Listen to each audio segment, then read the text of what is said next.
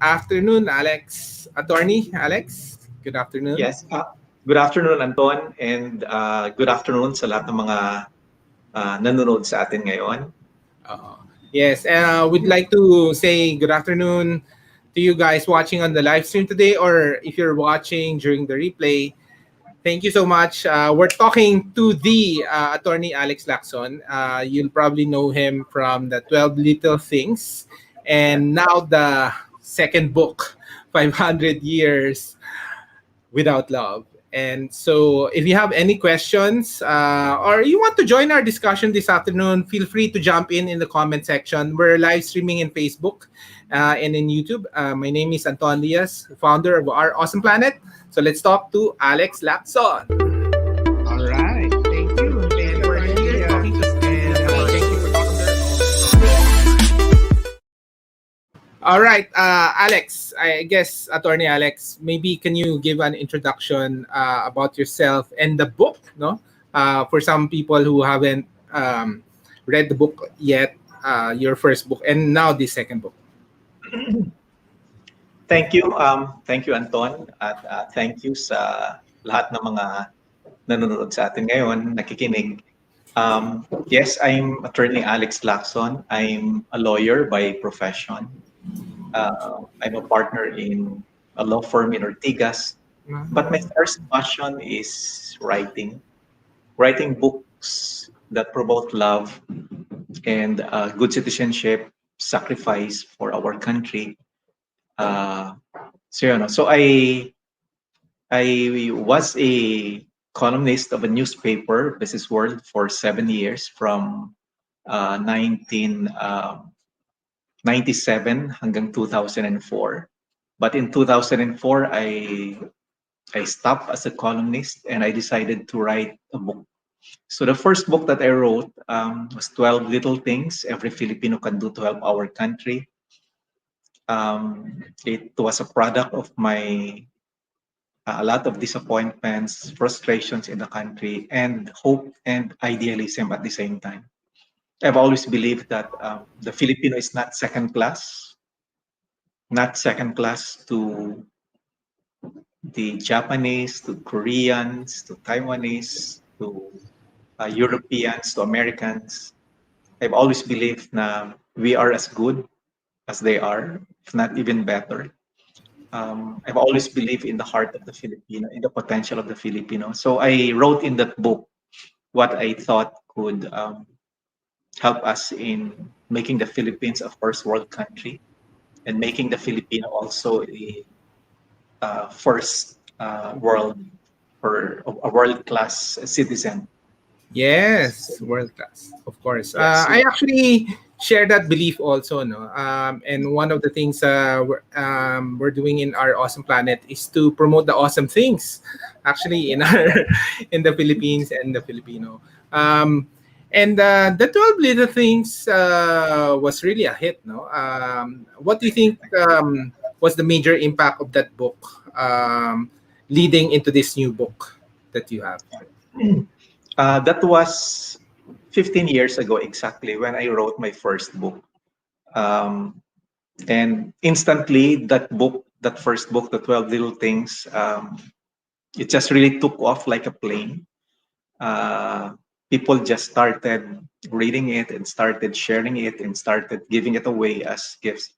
I guess it's also, I realized that there are so many Filipinos, millions of Filipinos who actually love our country. And they want to do something to see our country become developed and to become prosperous and to become world class. And that was the essence of that book. Little things that every Filipino can do to help our country. And so that book just really took off like a plane instantly, almost instantly. And so yeah, that's right. Yeah, thank you. I guess a lot of our audience would have this, no. So now, maybe just to introduce the second book, parang they're contrasted talaga against each other, di ba? One is a novel. This has light. The other one is parang much darker. Can you talk more about the book? What's the difference? And why did you write the second book this way? Oh, actually, the novel, the 500 Years Without Love. Actually, Anton, that's already my fifth book. But that's my first Wow. novel. That's my first novel. Oh, I followed the formula of Chicken Soup for the Soul. So I also Ah, wrote 12 Little Things Our Youth Can Do, 12 Little Things Global Filipinos Can Do, and 12 Little Things, 12 Wonderful Things about the Philippines, about the Filipinos and our motherland. And so in essence, so this is my fifth book, but my first novel. um, the difference is that why this book is different from the first, because I actually want to my primary audience in this book are the youth. I want them to really know and understand our social ills, our present day social cancer, and the root causes, the major causes causing that social cancer. And yung No Limitang Hearing ni Rizal is a required reading sa grade 9. Yung El Filibusterismo niya, ganoon din. And so required reading sila sa junior high school. But itong libro ni Rizal, they talk of the social cancer during the time of Rizal. So I really believe that it is equally important for our youth to also know and understand our present day social cancer. What keeps millions of families, millions of Filipinos poor today? No, ano yung root causes ng social ills, ng social cancer? So I want our youth also to understand the present day social cancer. So I think, so that's why the idea got into me na siguro after they have read Jose Rizal's No Limitang Here, kailangan basahin din nila itong 500 Years Without Love para maintindihan nila kung ano yung present day na social cancer. uh-uh. So, is there a difference from the social cancer that Rizal was talking about? Or are there different root causes for our social cancer today in the Yeah, Philippines? that's a very good question, Anton, because the the root causes of the social cancer are essentially the same. It's greed, it's lust for power, selfishness among our leaders in the government, leaders in business, leaders in the private sector. Uh, so, ang nagbago lang ay yung players. Today, the worst enemy of the Filipino is his fellow Filipino, the Filipino himself. No? It is now the Filipino who are the leaders in our political system, in our government. It's now the Filipino who are the leaders in the business sector. But as you can see, the same evils that bedeviled our colonizers also bedevil our Filipino leaders today.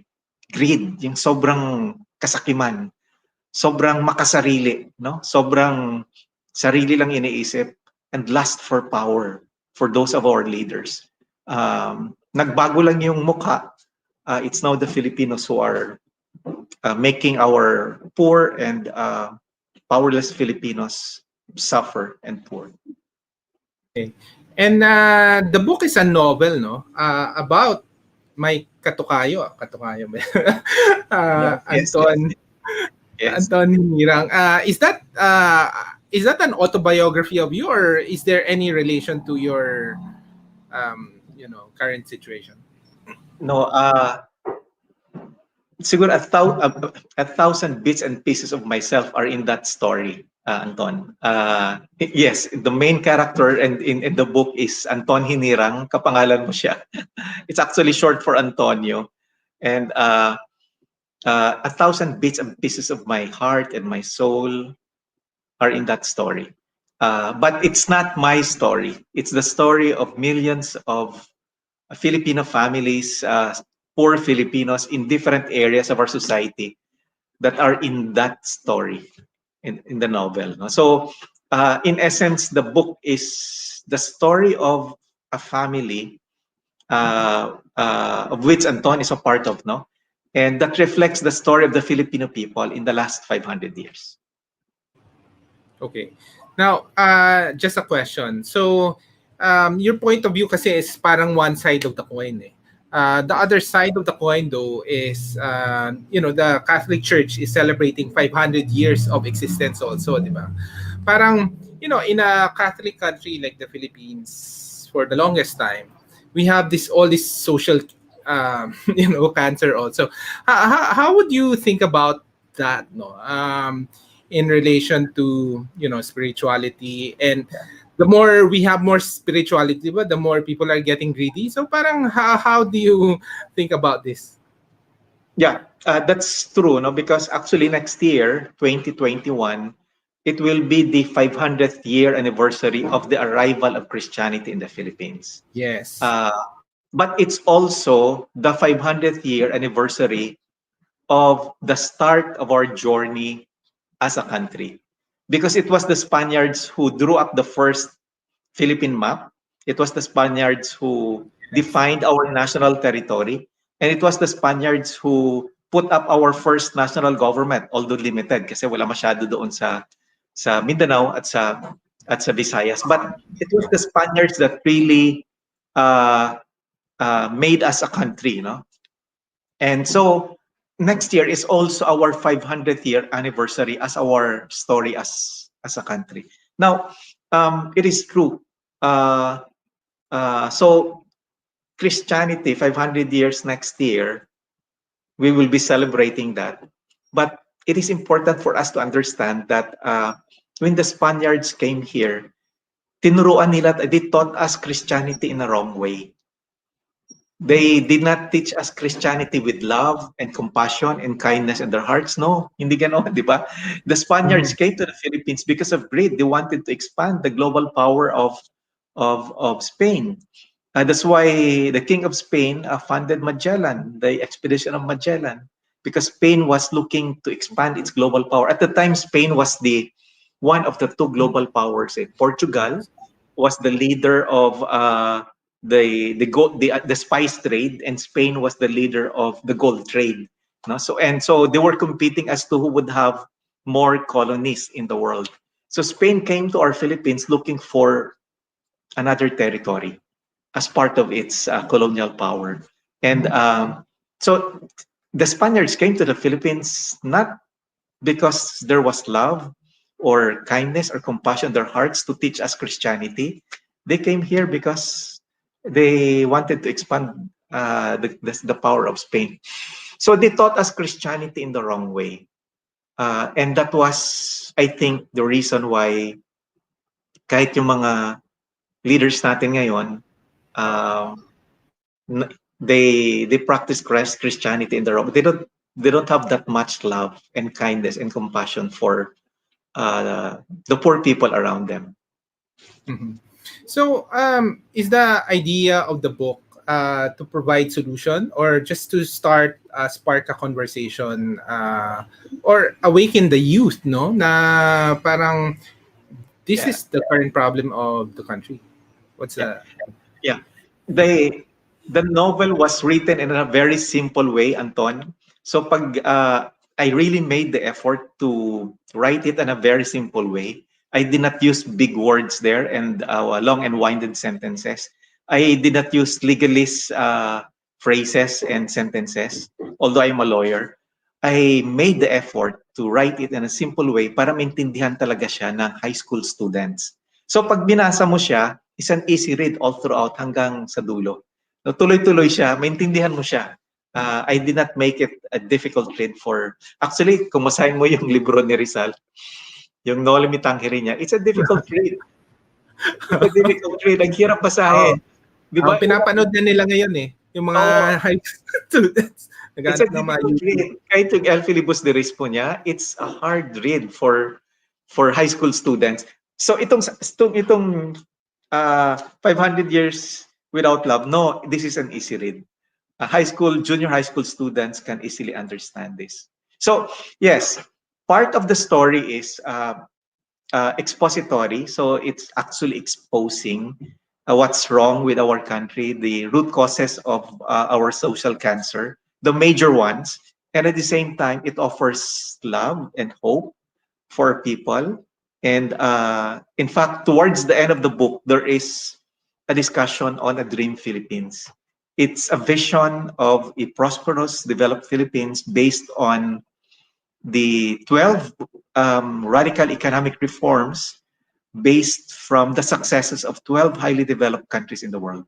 So the components of this Dream Philippines, yung economic reforms niya, are actually existing already in the world. They are successful policies and programs of 12 highly developed countries in the world. So I just put them together, and they are doable in the Philippines. And I really believe if we can implement these reforms in the Philippines, we can achieve our dream Philippines. That So, vision, what's an example? What's an example of a?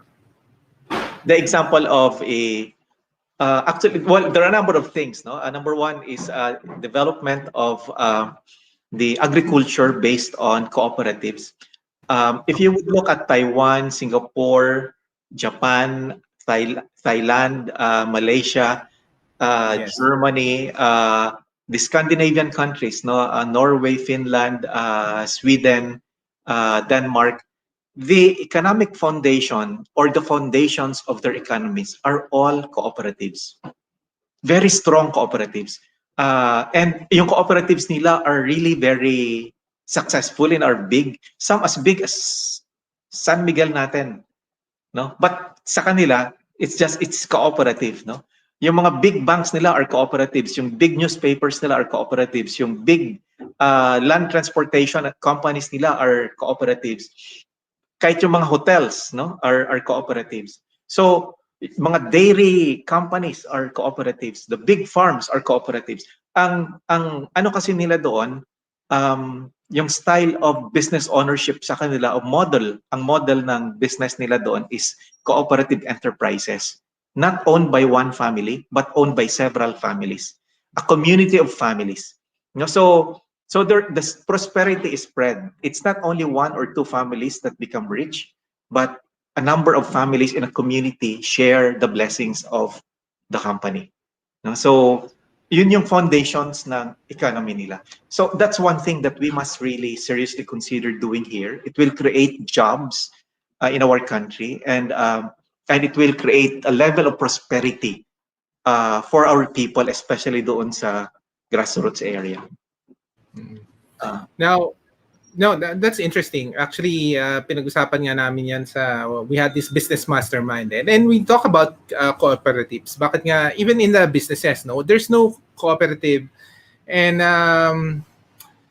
na being successful. And it's just hard to, parang how do you get all those ideas get started? Now, my question actually is, what's your proposition to curate, no?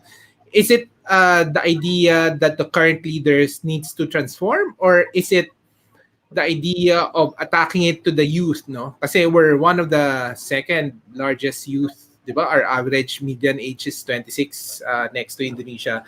Is the idea is the youth is our solution to fix all of these things? Yeah, that's a very good question again, Anton, because leadership is our biggest problem in the country, especially leadership in the government, in the political system. Most of our leaders are self-serving leaders. They serve only themselves and their families.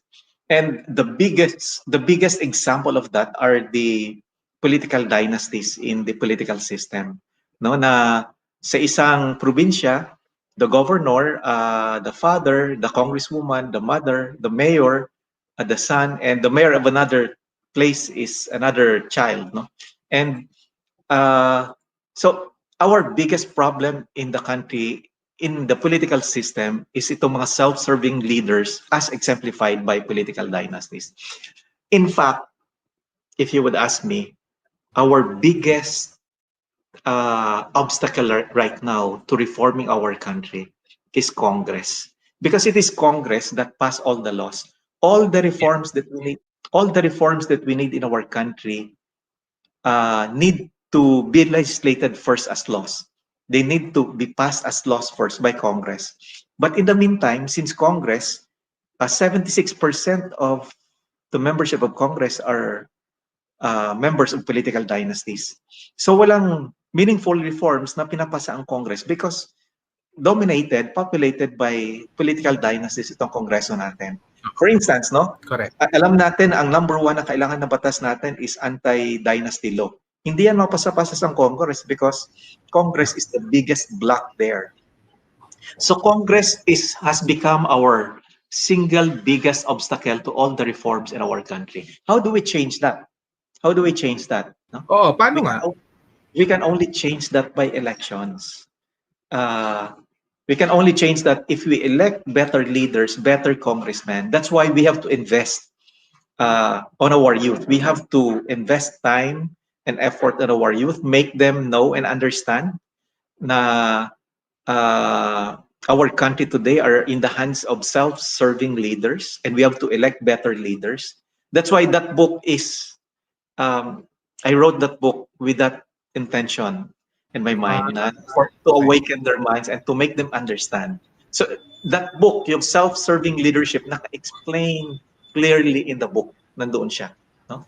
So if our youth would become aware of this problem, of our self-serving leadership as our biggest problem in our country, biggest leadership problem, hopefully we can elect new leaders. And if we can elect new leaders, especially congressmen, we can introduce the reforms through laws.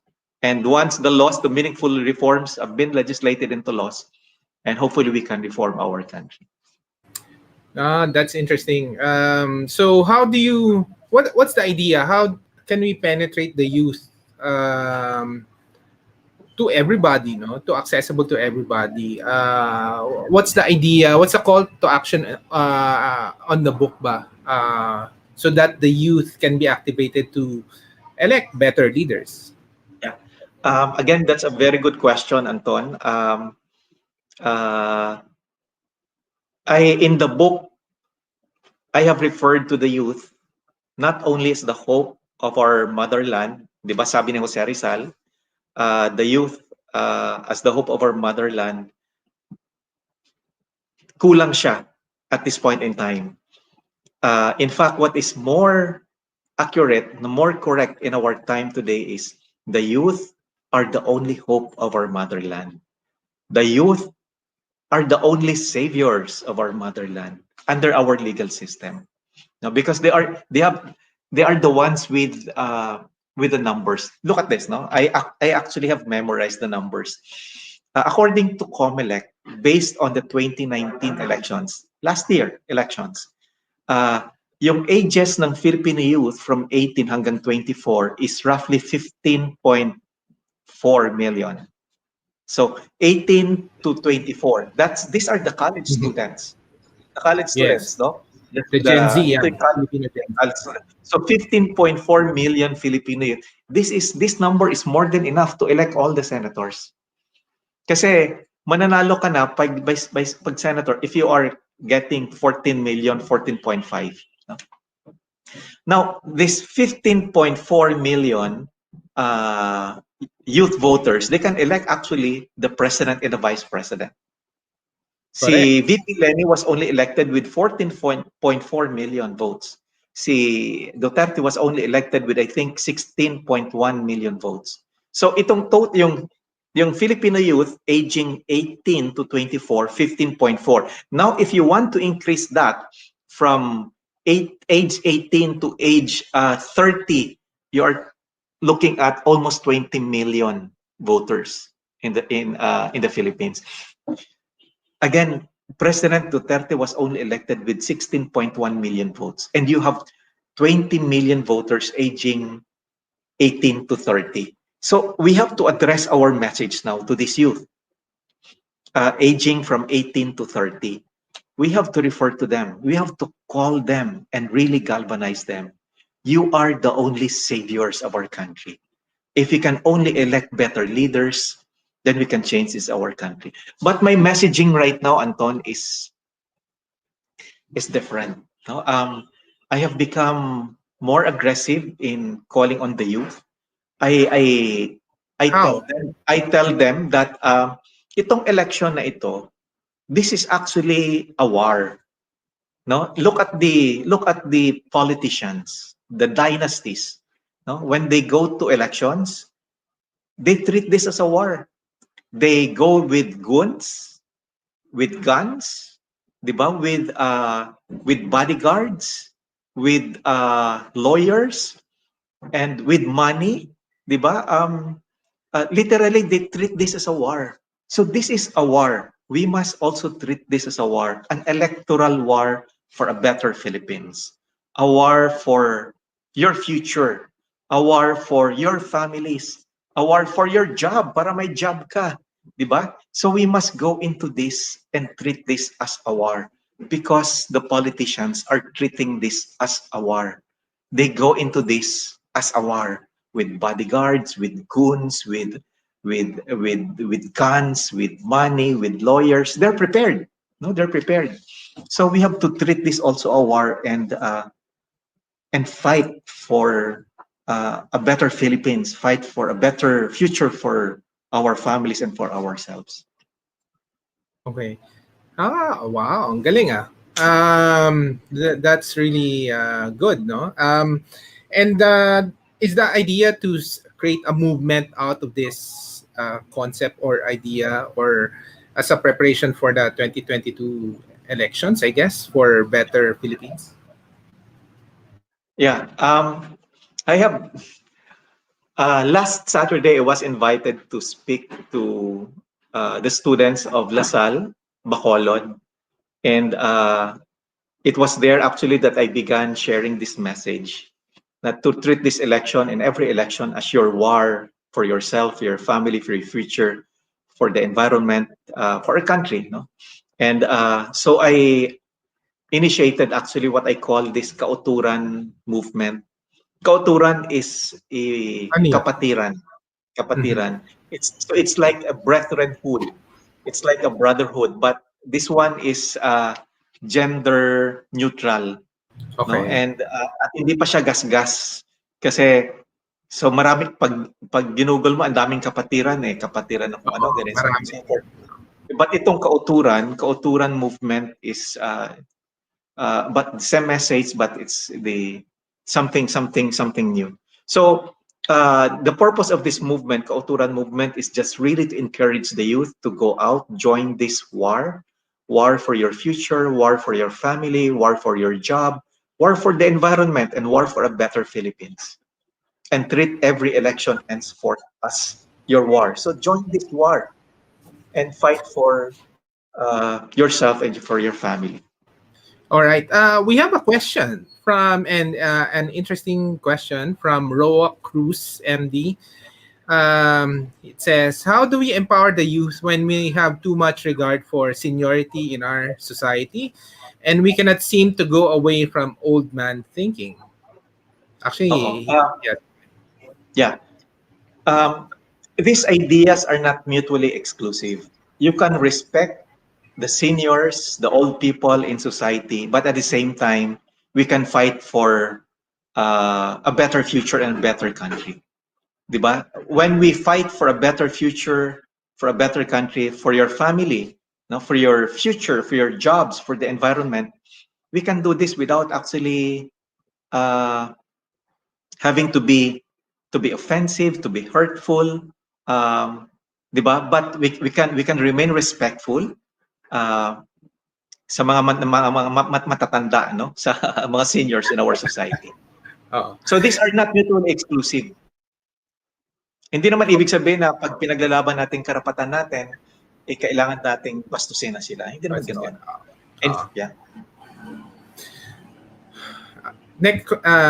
Next question. How is this relevant to the pandemic? Is it how is this? How can this help the situation of people during this pandemic also, or is that not part of the equation in the Yeah. novel? Okay. Yeah. No, actually, this pandemic has worsened the poverty situation in the sufferings of the poor families in our country. As you saw it, di ba? Itong pandemic lalong pinapahirapan yung mga mahirap at Oh, lalong nagsasuffer itong mahirap. So as you can see, itong pandemic has really worsened the social ills in our country. Kita mo yung dati, di ba, yung the Senate they identified 18 million families na kailangan ng ayuda. At ito yung binigyan ng ayuda doon sa tawag dito, yung sa Bayanihan Act 1 and Ayan. Bayanihan Act 2, di ba? Oh, so Oh. 18 million. Kung i-multiply mo yung average family of 5 per family, number of family, that's roughly 90 million Filipinos. So, out of the 110 million Filipinos, 20 lang ang hindi nabigyan ng ayuda. 90 million ang binigyan ng ayuda ng gobyerno. Bakit? Kasi may mga pamilya dati, although hindi sila dati mahirap, pero nung nag-lockdown for 3 months, 4 months, na-wipe out yung savings nila. Na-wipe out yung mga naipon nila kasi hindi ganoon kalaki yung ipon kasi hindi naman ganoon kalaki yung sweldo na natatanggap. So as you can see, we have 90 million Filipinos who are living near or below poverty out of 110. So itong pandemic, pinakita niya kung gaano kalala ang poverty situation sa ating bansa. Galing, galing, galing. So, so excited to read the book. How can people get the book pala, during these times of the pandemic? I guess they can order it online, correct? Yeah, you can order it online. Bisitahin lang nila yung website ko, alexlacson.com. So, makikita nila doon. Yan. Actually, I think this is the old. It's only 400, not 550. Wow, that's good. All right.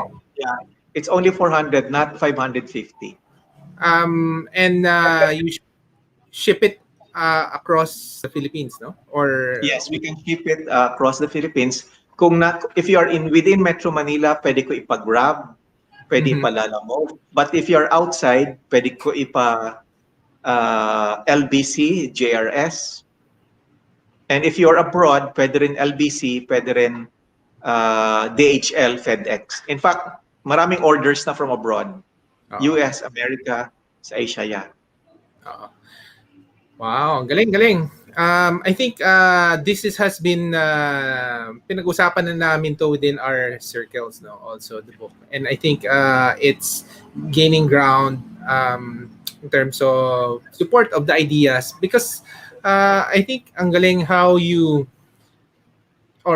think about writing the book, and which leads me to my question. No, a lot of maybe if you could share, no, in your 15 years of writing books, this is the 5th book. How and a lot of Filipinos wanted to write their own book, no, as a means of sharing ideas, maybe teaching the next generation. How should we think about writing a book, and how should we start writing a book? What are the things that you learned over the last 15 years that's important? Not to just write down the book, no. I'm more interested about how to make a book impactful. How do you think about it ba? And just quite interesting na yung latest book mo is about a novel no, of a family. So how do you think about it? Maybe you can share your thought process, how to make an impact in your book. Yeah. Whenever I write a book, my first guideline always, Anton, is there a need for it? What is the need? Diba? Sino ang nangangailangan ng book na ito? Is it big enough? No? Is there a demand for it? So, for instance, nung sinulat ko yung very first book ko, 12 Little Things, I wanted to, there are so many Filipinos that I have met that who asked me, even before I wrote that book, oh, Attorney Lacson, what can we do ba to help? No? What can we do to help? So, na-develop ko siya over the years na ito pwede mong gawin, ito pwede mong gawin, ito pwede mong gawin. And so yun, no? And I wanted something easy na pwede kong ibigay sa bawat Pilipino na pwede niyang gawin sa sarili niya para makatulong siya sa bansa. So, give ideas. So, that's one. So, ito namang 500 years without love, again, I thought of it, sabi ko, there is a need for our youth to have a modern version of No Limitang Here para maintindihan nila yung modern version ng social cancer natin, yung present day social cancer. So, yun yung nakita ko. There is a need for that. So I always ask the question, is there a need for this book? And who are the people who need this book? Is it big enough? No? So would they demand for this book? So doon, since there is a need, then I write it. It's like I treat that book like any other product. No? Halimbawa, pag gumawa ka ng isang produkto, electric fan, is there a need for an electric fan? 'Di ba? So may mga pamilya na kailangan nila ng electric fan. Hindi nila, they cannot afford to have an aircon, magastos, but what they need is an electric fan. So is there a need for a safety pin? 'Di ba? A product as a safety pin. Is there a need for a ball pen? So ganun, the same manner that when I write a book, when I think of what book to write, I also think, is there a need for this book? Sino ang magbabasa? Diba? Who are the people who would be needing this book? And I put myself into that and I try to address their need in the book. Okay. Next question. When you're writing to the Filipino people, are you what's the avatar you're thinking? Are you thinking like a Filipino high schooler na it needs to be easy to read? Or paano mo inisip who to write to the Filipino people? Because it can be general naman, no, to the Filipino people, di ba? How do you think about it so that it has more impact to a general population? When you write a book, you have to think of your audience as if nasa harap mo sila. And you're just telling the story. Sinusulat mo lang. Sinusulat mo lang. So that's why I try to simplify it, that as if my students are just there in front of me. And actually, I'm telling it, pero sinusulat ko lang. So don't lose sight of your audience. Kasi mahirap pag hindi mo maintindihan yung audience mo. If your audience is not so well defined in front of you, you will have difficulty connecting with your audience. But if your audience is well defined in front of you, you will be able to connect with that audience. And for your books, can you share your audience, at least on how you think about them? For instance, when I wrote my first book, The 12 Little Things, what I had in mind were the people in general, ordinary people who want to help our country. Actually, what I had at the time, mga middle class pa nga eh. Middle class professionals. Yeah, yun yung nice sa isip ko noon. But and it connected well with the middle class and the professionals. Yung message na yun, yung book na yun. Itong book naman for high school students. So nagkukwento lang ako. That's why the story was written in a very simple way. Nagkukwento lang ako. And of course, the lessons nakaipit doon sa kwento. Galing. And is the idea to integrate it into the curriculum? Are you actively making sure that happens? Yung Jose Rizal's book kasi, yung No Limit Tangere, is a required reading. That's why required lahat yan sa buong bansa. Lahat ng mga high school students, grade 9, required. How I wish sana na itong libro would also be made a required reading para after mabasa nila kay Jose Rizal, which talks of the social cancer of the country more than 100 years ago, mabasa rin nila itong sa akin, which talks of the present day social cancer. Para ma-connect nila yung problema noon, nandito pa rin pala ngayon, problema pa rin pala ngayon. So, para talaga maintindihan nila. Yes, ang galing ah. Now, last question on the book process, no? What do you think? I think you self-publish ba all your books, or are you working with a publisher? And what's the advantage? I self-publish. I from the very beginning, from my book 1, nag-self-publish talaga ako. I didn't go sa traditional publishing because several reasons. Number 1, I want to have full control sa editing, sa title. Pangalawa, at the same time, when I started kasi, I didn't know kung magsasucceed yung book. So I just wanted to release that from my heart. I did not look at the commercial aspect of the book from the when I wrote my first book. Uh, I just wanted to let it out, my frustrations, my idealism from my heart and from my mind. Sulat ko lang, release it, and so yun. And I just offered it to the universe, and but the universe also distributed it well. all right. Thank you. Thank you so much. So Thank inspiring you. to talk to you, Attorney Lacson. Maybe just to close our discussion, um, final thoughts. You talk to the audience, to our audience about what can we do. No, I think now is one of our campaigns in our awesome planet now is making 2020 count. No, we still have 2 months to go for 2020. Maybe what's next for you? What's your message? Can you talk to them on what can be done? In this case. Let me begin with the climate crisis that humanity is facing today. In October of 2018, so 2 years ago, the Intergovernmental Panel on Climate Change, IPCC, an entity under the UN, United Nations, released its most alarming report about the global warming.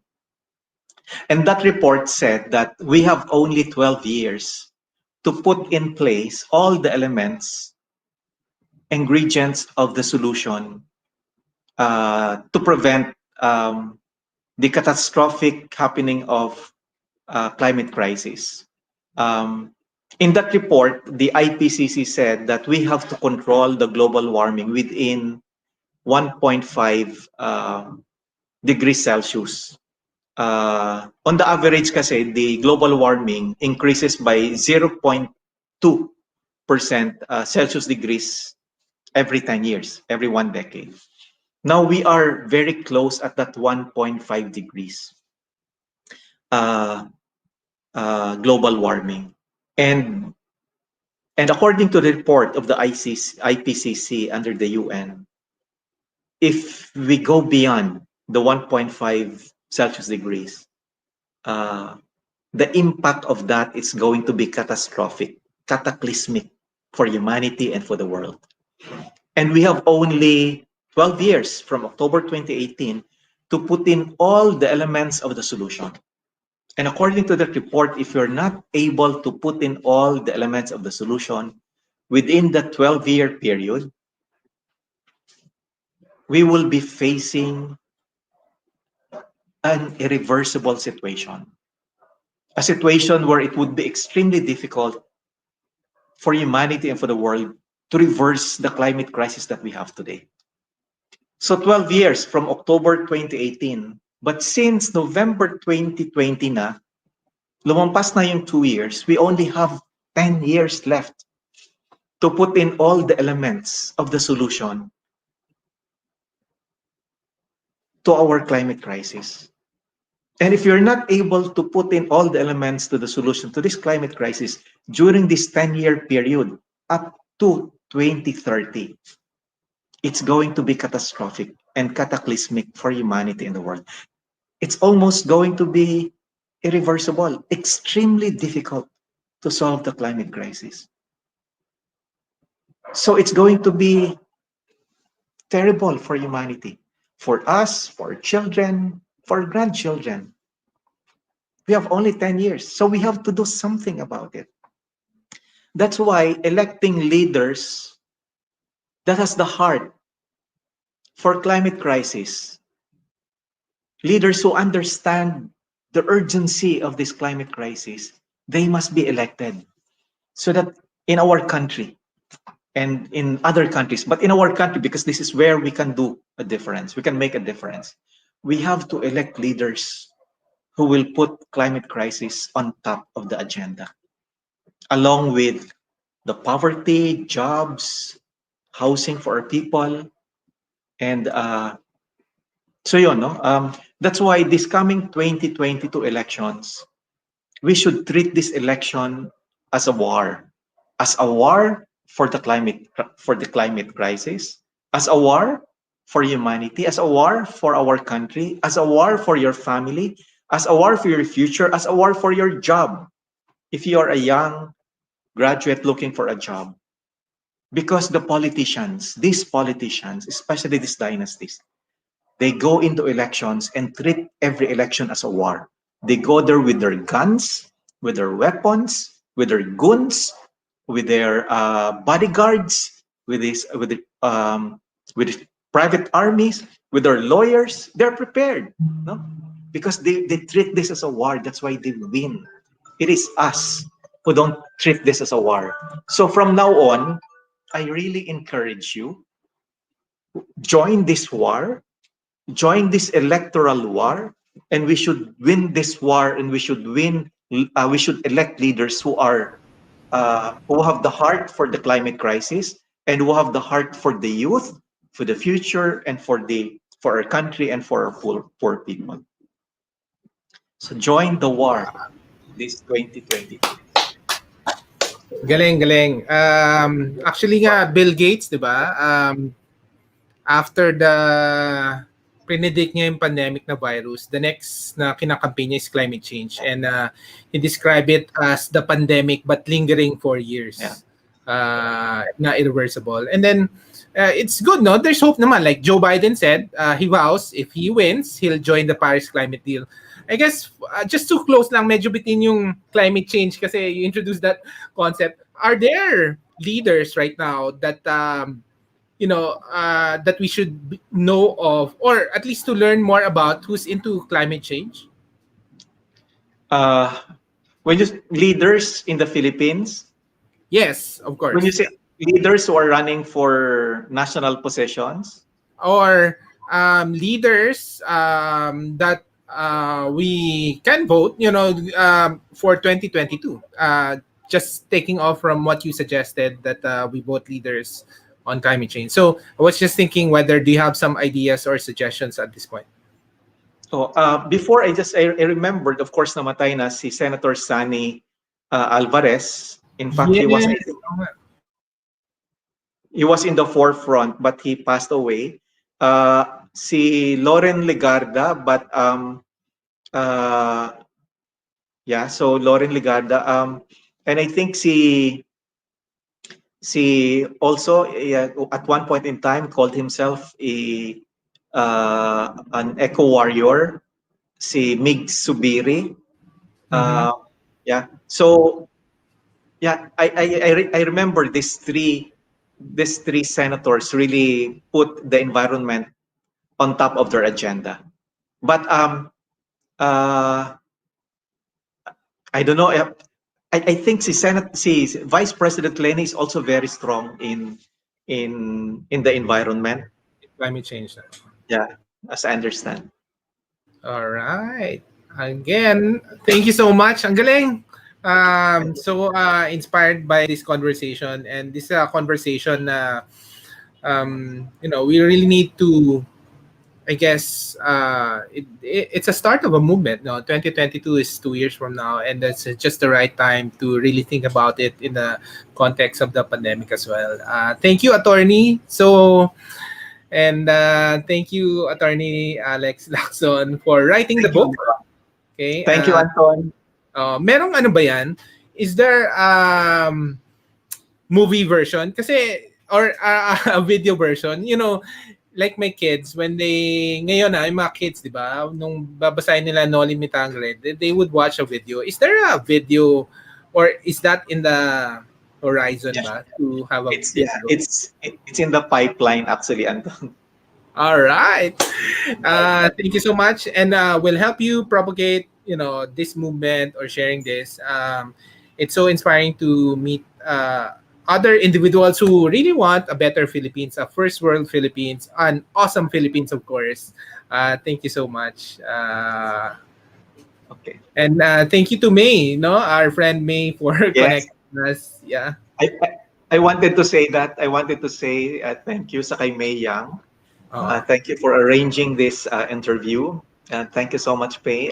She's been a very, very big supporter, and thank you so much. Thank you so much, May. Anton, thank you so much, and thank you to all our listeners.